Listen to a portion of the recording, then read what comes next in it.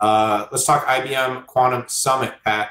Putting in the show notes, a great piece by Paul Smith-Goodson, contributor, More Insights and Strategy contributor group at Forbes.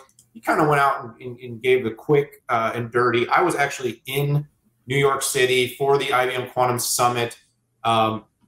SVP and head of IBM Research, Dario Gil, and VP Jay Gambata kind of kicked it off. And, there was a lot of in-depth. I mean, look, if you get around quantum, it is super technical, it is super complex, and it is really, really nerdy. But having said that, what I think this event that got me excited was the company leaned into making quantum real, making quantum addressable. A lot of talk about kind of the entanglement of quantum and classical computing. Of course, the big moment was the launch of Osprey. That's the company's newest, I'm trying to use it, 433 qubit. Now, Pat, you and I have really been talking about this since, was it Falcon? I mean, there's been 3-4 iterations. It's happened really quickly as they've moved through the paces to Eagle. They basically quadrupled from Eagle, which I remember you and I talking about just like a year ago. The company is focusing on, the coherence and increasing that significantly.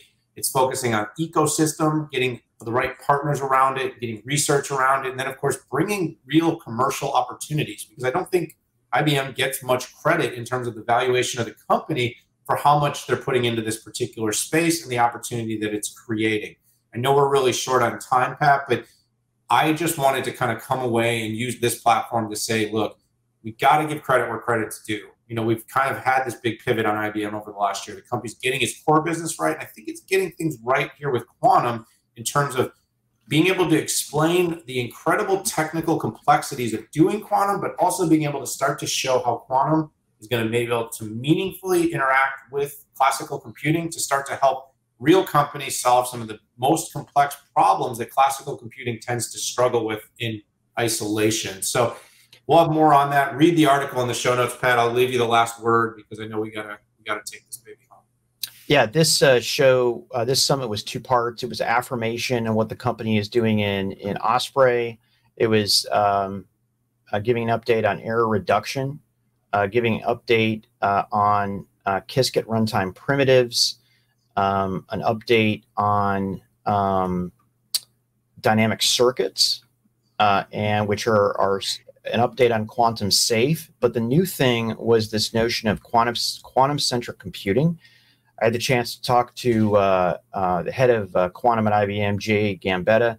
You can see the video on my YouTube. I also put it in the show notes. But essentially, how quantum computing and traditional computing can work together in the future.